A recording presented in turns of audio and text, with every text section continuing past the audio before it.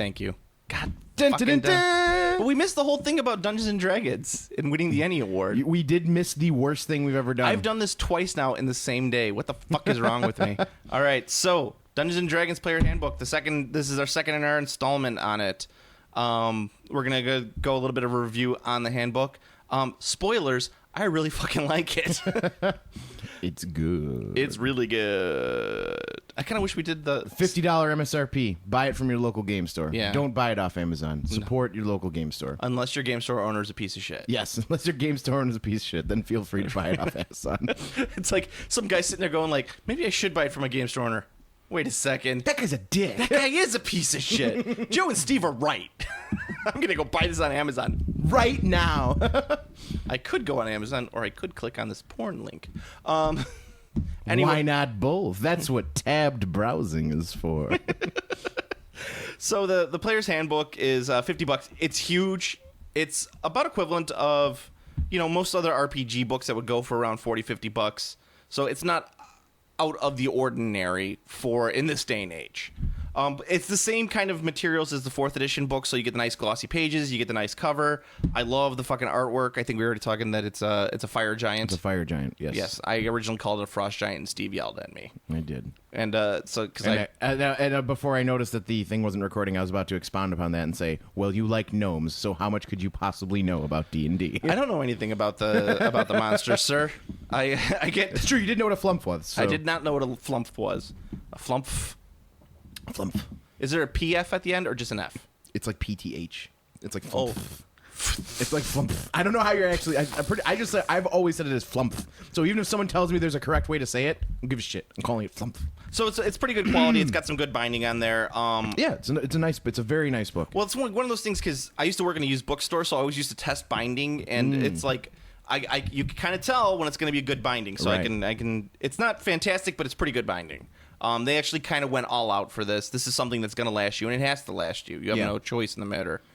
So look forward to many, many years playing this game. Yes. The nice thing about it is, and we've mentioned it 1,000 times, is this book is easy to read. Yes, it's in order. It's in order. If you're a player, you can build your character from start to finish just by going into the first pages. Yeah, and it's just like, as I was reading it, because you got it from me on the last podcast, I was reading through it, and like literally the next day I was texting you like, holy shit, this book is amazing. Holy shit, we need to do a podcast on this right away. Yeah, it's super good. But I'm actually kind of glad that I waited because I was able to actually roll up a character in a Dungeons & Dragons setting so that I can expound upon it a little bit Playing more. in the Forgotten Realms? No, we are not. We're playing in the Delanois realms. Oh. It's like the Forgotten Realms, but bolder. The mountains of Delanois. The Delanois realms give Baldur's Gate a new meaning. Nice. Nice. If he's the DM, he's gonna kill you for that. He's gonna just definitely TPK the party. Dan Delanois is bald. The best is he can make everything the Delanois something. It's like, you need to cross the storm peaks of Delanois and enter Castle Delanois. He's not you, Steve. Oh man, that'd be awesome. Well, are you accusing me that I would make everything called Delanois in my game? Yes, because I would. I know you would. No, I don't like silly games. Yeah, it's the great thing about it is you turn to like the first page, like after you get through like the basic stuff of what's game dice, and you're like, okay, this is kind of for the beginner stuff. That's fine. You get right to part 1, creating a character. Chapter 1, step-by-step characters. And you just go through each step, and it's like, oh, okay. Yeah, it shows you how to make a character, and then after showing you how to make the character, it shows you what all of the rules do. Yeah. It's pretty damn easy to go through. I'm a huge fan of the stat array. Yeah. That's the best way to build a character in this edition. I like it very much. Dice rolling is fun, but it has its various issues. Especially if one fucking lucky piece of shit friend who's just like, 18. Oh, look at that. My character's got 18 strength, dex, and con. I'm going to be a bard. Like, sick. When you use those stats, buddy. What's your charisma? 7. God damn it. Play classical gas. He can't. His charisma's so shitty. I thought it'd be dexterity for playing. No, performance is all charisma, bro. It's all charisma. Mm-hmm. So, performance is all charisma, bro. Bruh. So the stat array in this one's really good because your characters get stats, so they kind of get washed down upon you like candy in this edition. Yeah, and you can still roll for stats if you want. There's I wouldn't. I know you wouldn't. I rolled for stats in our game. Ooh. Did you get anything good? Yeah, I got 18 strength. Did you roll straight down the line? Yeah. Real style? No, we 4 dice roll. You pick. Okay. Roll, get rid of the smallest one. When I make players roll stats, I do it old style where I'm just like 3 dice down the line. Just like, what's your strength? 9. What's your dex? 3. Con? 18. You're quite tanky. No, but I mean, yeah, we did that. We wrote the numbers down, then we were able to assign it to whatever. Our DM is pretty a little old school with that one. But yeah, so I mean, it's so friggin' easy to build a character with this book. It's unbelievable. Then you get your races, of course, the standard races, halfling, elf, dwarf, human, and they added a bunch to this book, which aren't in other books. You get the half orc, half elf, tiefling, dragonkin, dragon furry, and gnome, your favorite character. I don't know why Steve hates gnomes so much, but I like it because it does give some variation to it. There's only one gnome I like. David the gnome. Yeah, it's like he can ride on his fox, Swift, with his wife, and then said Schlitz fights. And he dies in the end. Yes, I know, it's sad. Most people don't know that. Like, yeah, it's totally like he totally dies. I believe his wife also dies, and I believe Swift also dies. I think they all die, if I remember correctly. Well, it is some like weird Scandinavian show, so it'd probably have like that deep dark meaning, like the winter comes. It wasn't dark. There was just I think they got old. Yeah, like they just died because they were old. It's like we all get old in the end. We must put our firewood bark up. So yeah, you get like a wider. Oh man, I love Sausage Festival, like in Vienna. Can't wait to get some of that char-broiled meat in my mouth. But yeah, you get so you have a lot of options on characters to take. If I were you, I would avoid tiefling and I would avoid the furry dragons. If I were you, I would only allow halflings, dwarves, elves, and humans. Yeah, I'm not saying anything that the tiefling characters or the furry dragons are bad. I just hate those characters. They're Forgotten Realms. They're Forgotten Realms. Yeah. And I just humans are the stone nuts in this edition. Like you would have to do a lot to convince you not to play human in this edition. Humans are really fucking good. They're strong. Yeah, you get a lot. Well, I mean, you just get a lot of choices with them. Yeah, that's I mean that's one of the things that makes them strongest. And they give you a lot of fucking classes in this edition too. I mean, you start off with barbarian, bard, cleric, druid, fighter, monk, paladin, ranger, rogue, sorcerer, warlock, and wizard. And there's the archetypes, so each class is actually more than one. Oh, that's so good.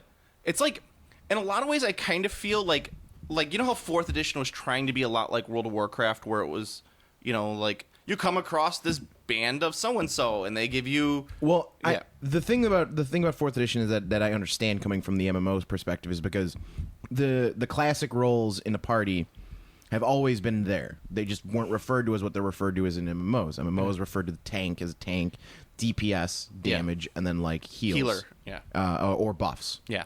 So what 4th edition did is it tried to take something that a lot more people became familiar with because of MMOs, because tons of people played MMOs who never played a tabletop game. Yeah. So they tried to make things that people who played MMOs would be familiar with. So like, oh, this guy's a tank. This guy's a healer. This guy's buff. This guy's deeps. Yeah. Like, great. Now I understand even in like, but I'm saying in terms of character creation, when you're playing an MMO, any MMO, like for example, even Mass Effect, you have a choice when you're building your character. You could take this path or you could take this path. Right. Okay, so this guy starts off as a warrior. Is he going to be a rangy warrior or is he going to be a close combat warrior? Right. And yeah, 4th dropped the ball in its idea was sound. It dropped the ball in the execution. Yeah. This does not. No, this does not. So like each one of those, like that we mentioned, the fucking 13 different choices that you have gets to spin off into several. Like even your fighter can be a magic-y fighter. Like plus the backgrounds are amazing. Yes. Well, I mean, we'll get to that in a second. I mean, it's just like you create and you get these like nice little like fucking paths that you can take, and each one of them spins off, and you can have a different type character. If you look, are you in the bow and arrow fighter, or are you doing the sword and board? Dual wield, man. Dual wield. Oh, look at you. Dude, you Dritz Duerden. I gotta have my 2 katanas. I mentioned that. I did not take 2 katanas, but further on in the chartreuse you moose. Expect to find them? The chartreuse moose will carry 2. Actually, you can only take a long sword and a short sword, offhand short sword. for dual wield. That's why you got to use the wakizashi. The wakizashi. Yes.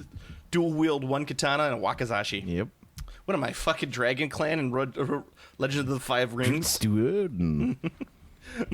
My Dragon Clan. Yeah, so you get all these different... Some might say Drit Stewart and his shit, and they would be right.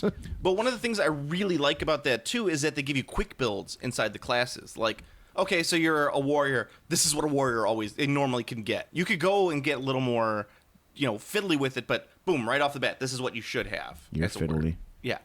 I think it's great, and it made it so much easier because we were able to say, like, okay, you have all of this. Do we want to swap any of it out or make anything, go into it? Fucking fantastic. And then you get backgrounds, which is something that's relatively newer. It's brand new for this edition. Yeah. And it's like you could do, for example, my guy's folk hero. So you get to, he has like a whole folk hero background. The best thing about the backgrounds is people are shit at coming up with backstories for their characters. Yeah. So having a thing in place where they get to see the direct result of making a background, of taking a background, is so much better than just being like, you should come up with a background for your character. And they're just like, most people who play, like, it's like, what's your character's name? Chartreuse Moose. They fucking stare into the distance and you ask their fucking character name. And then you expect the same person to come up with a background. Ugh. Well, I mean, having it in the book is fantastic. Well, in the book, it's a whole chapter. It's just all about personality and background. They make it part of the character creation that you have to have a personality, right, that you have to have a background. They still have, like, height and weight. You should do that. I mean, it helps the DM and everything like that. But, they also have the standard alignments. They have all that great stuff. I mean, alignments, I know Mr. Delanois does not play with alignments, but it's something that does help when you're creating your character. And it allows... I'm a big fan of the Classic 3 alignment. Classic 3? Yeah. What, just good, neutral, evil? Neutral, evil. Yeah. Okay. And then you get the great background stuff. Now, the background stuff is great because it tells you where your guy came from, and then you could roll on a chart, and it gives you some, like, personality traits. Like, your personality trait, your ideal, your bond, and your flaw, which is really cool. Yep. And it doesn't do anything for the game. It doesn't give you any bonus. It doesn't... it gives you a bonus. The backgrounds give you some bonuses. It gives you a story bonus. Yeah. If you're playing a folk hero, so when you're near your hometown or where you're from, people would be like, oh, it's the Spruce Moose. No, I'm the Chartreuse Moose. Right, you'd have to correct them because they said you're the Spruce Moose. God damn it, guys, we've gone over this. Star-Lord, man, come on. That might have been my favorite part of that movie when he busts in at the end and the guy's just like, Star-Lord, and he's like, yes. I fucking love it. And you know what? They're all like really nice backgrounds. They're all kind of really fleshed out in terms of telling you what to do. Fleshed. Yeah, I think it's great. And then they of course you have your all your equipment and everything, your buying guide. It makes it so easy. Mm-hmm. It's not like you're really complicated. You get this much gold or you get this much whatever. And then you get advantage. It goes in a little bit into the actual how to play the game, right? Which is great because it's awesome because you learn the shit, like what things are, and then they show here's how to use these things. Yeah, exactly. You went into advantage disadvantage on the last podcast. Yeah, it's a really cool system. It's a very good system. I mean, I think what I like about it is I'm an old fuck. I'm an old guy. I don't need this complicated rule sets anymore. This is very simplistic for it. The other thing, it's just pacing and speed. Yeah. Because like the worst thing about 4th edition was how fucking slow it was. 4th edition takes for like past level 5, even starting at like everything takes a fucking decade. It's like 3 enemies appear. 4 hours later, well, session's over, guys. Thanks for beating those enemies. Guess it's time to go home. The combat's just so slow in 4th. This is a much quicker.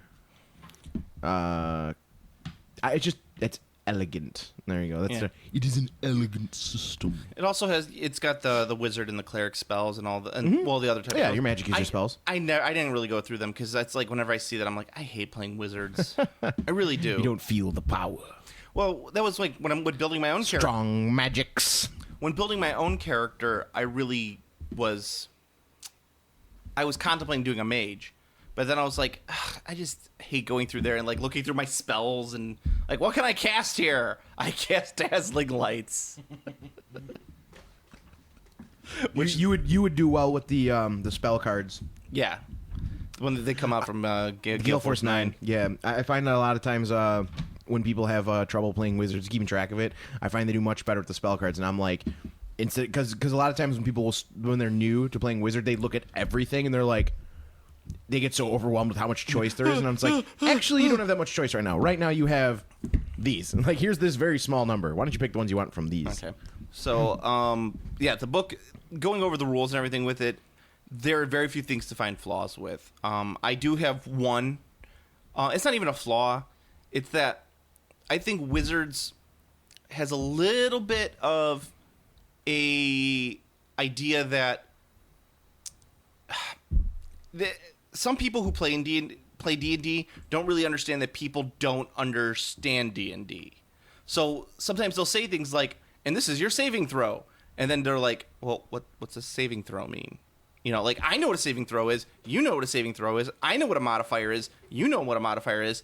People outside that don't really know that. And sometimes if they just spent a little extra time, especially in the first section, going over, like, this is what a saving, and you write this down as your saving throw, which is this, like a short sentence that kind of, and this will get explained more later, you know, like. Well, I think that's probably not 100% necessary in the book, because that's like a 2-second question that the DM is going to know the answer to. Yes, if you're playing with the veteran. Now, let's say I'm thinking about this in terms of as a review. Let's say you're playing with, like... We'll have to see what the DM's guide looks like before we can fully review from the DM side for a new player. Well, what I'm saying is that, let's say you get a group of 12-year-olds who pick up Dungeons & Dragons for the first time because they want to play it. Like, hey, that's guys! the thing. Apparently, it's common, I guess. Yeah. Well, what I'm saying is they get this. It's going to be... It might be a little complicated at first. But, I mean, when you're playing any game as a 12-year-old, you never play by the rules. No one plays Monopoly by the rules. I don't think anyone knows Monopoly's rules. I do. They're really bad. Yeah. Actually, those are the rules for Twilight Imperium, Steve. No, those are just really long.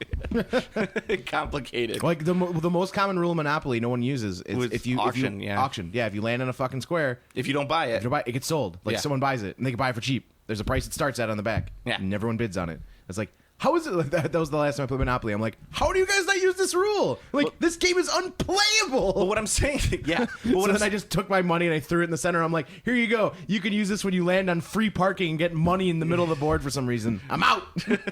I threw my shoe at the wall.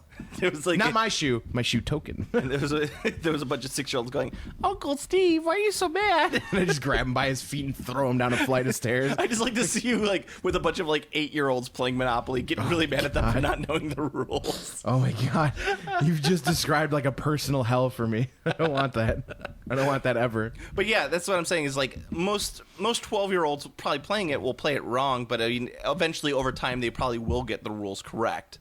I just think that the nice thing is with an RPG is even if you're playing it wrong, as long as everyone's following the same rules and having a good time, you're playing it right. Exactly. So that's my only like concern with it, because there was at certain points while rolling character I had to like go wait, hold on a second, what's this again? Also, okay. Thus far, Pat B has had the best questions about RPGs. What's that? He texts me questions about things about D&D stuff. Mm-hmm. It's awesome. It's so cool because he's like so new to role playing. So he's like, hey, can you like use a character that you've used for 30 years? And I'm like, well, sure. If the campaign's been going that long, Steve, I'm gonna bring my level 22 bard. When he's like, but doesn't he like just show up and shit stomp all the other characters? And I'm like, well, if someone's bringing a level 30 character they've been playing for 30 years, everyone's gonna be bringing level 30 characters. It's not gonna be like a shit stomp. And then he asked me a bunch of questions, but the last one, the one that was best, and he's like, yeah. So I was asking Joe about like shooting in bolt action. Like, can you accidentally hit your own guys? So what about Dungeons & Dragons? You do that? And I was like, yes, you can absolutely kill your friends with AoE spells. And his response to that was awesome. Yeah, gotta be careful with those fireballs, wizards. Yeah, you gotta be dazzling lights. You can also dazzle your friends. Dazzle them lights. And your katana, because it is super sharp. You gotta be careful with that katana. So aside from that, what do you think? Is it worth a buy? Absolutely. I think it is. Seriously, the more I'm seeing of this edition, the more I'm like, It made me sell all my second edition books. oh, I collect those, so I'm not selling them. Well, yeah, I mean, I was collecting them, and then this came out, and I was like, "Fuck it!" I sold all my secondhand stuff. You were mostly like you just mostly had like you didn't have anything crazy though. I had the original spell cards. Those were sealed. Yeah. I'm talking like I'm just for myself because I'm like, source books. Yeah. No, that's you didn't have anything. No, like I don't like. I had some Al-Qadim stuff, but other than that, I didn't like most of the other source books. So I had Al-Qadim, but yeah, because that's the only one I would use. Yeah, the book is seriously. If you're thinking about getting into RPGs, this is the best thing I've seen to ever get into an RPG. I've read probably dozens of RPG books, and Steve has probably read hundreds in terms of rule books. Yeah. This one is the easiest thing I've ever seen in building a character and getting you ready for a game. Yeah, absolutely. Yeah, I mean, other RPGs. The only ones that would be simpler are because the game is nothing, and not like to detract it, but like the game is super easy. Like yeah, it's like a 3D6 game. Like you roll 3 dice and that you compare it to your stat. Yeah, I mean, so for a game that has rules crunch and lasts, this is it. I mean, especially in like the last 30 years, because I've seen some older RPGs that are a little easy to put together. Like, I still go to Star Wars West End. It's no GURPS. It's just all right, so this is the end of our third session. Are we done rolling for your stats? Okay, so next session we are going to roll for your equipment, and we will continue that for the next 6 sessions. God damn it. Why don't we just play Car Wars? Vroom, vroom, vroom. I got a Matchbox car. I glued a Tyranid bit to it. It's Car Wars. So yeah, I say it's definitely worth getting into. $50. It is very expensive to someone who's younger or not aware of how RPGs work. Or how RPGs work. But I mean, like I'm looking at it in terms of like a 12-year-old. Yes, I can afford a $50 book. But can a 12-year-old afford a $50 book? Does a 12-year-old solo need it? Maybe his group needs 1 or 2 books. No, that's I'm just saying. Yeah. I'm looking at this in terms of a review. Yeah, I mean, you need 2 books. If you're like bare minimum, you need 2 players' handbooks. So 1 for yourself, one for the group. 1 for the group. Yep. Works. I completely agree. The other books that are the Dungeon Master's Guides and the Monster Manual's coming out in a couple days. And the Horde of the Dragon Queen has already come out. I don't think we're going to review Horde of the Dragon Queen. No, I don't want to review any of the adventures, actually. Yeah. I don't like that. I would never read an adventure review other than like a quick, like, is it good or bad? Yeah. That's all you need to say about an adventure. Like, is it fun? You know, because you'll fucking spoil it. Yeah, exactly. That's the whole point. I'm not reading it because I don't want to spoil it. Yeah. It's like, oh, cool, this adventure's spoiled and I'm going to go this way. Nope, don't go left or right. Go straight forward. Don't go forward, go right. Okay, great. And we've avoided every enemy in the dungeon. It's like the labyrinth was quite easily defeated. We didn't get lost, not even once. And I found the Horde of the Dragon Queen. And I answer. Turns out it was Beanie Babies. I answer the 3 riddles. It's like, how did you even know there were 3 riddles? Because I play Dungeons and Dragons to win. Because I'm a master. He's got fucking crib notes on his arm. It's like shit. Yeah. So anyway, we're probably not gonna do, but we will review the Monster Manual when it comes out because Steve likes talking about bugbears. I fucking love monsters. The bugbear's a verser. He'll fuck your shit up. What about griffins? He's a level 1 boss. Griffins are not a level 1 enemy. Bugbears are a level 1 boss. They're a level 1 boss. If you get hit, you're a fighter, so you won't. But anyone not a fighter in your group, can my level 1 fighter take on a red dragon? No. I don't. No. What about a black dragon? That bugbear is gonna one-shot you. That's what's gonna happen. Oh, my nuts! The bugbear ate my nuts. His base damage is enough to one-shot most party members. So I'm gonna play the game, man. I play to win. I'm gonna play. You should know that a bugbear could one-shot you. I'm gonna play Dungeons and Dragons, and it was advanced. Okay, it's only if you win Dungeons and Dragons. I won Dungeons and Dragons, and it was advanced. All right, so listen to our main podcast. As always, comes out every other week, opposite of this, and hopefully we'll have another one up there soon. So, Steve, until next time, may all your hits be crits.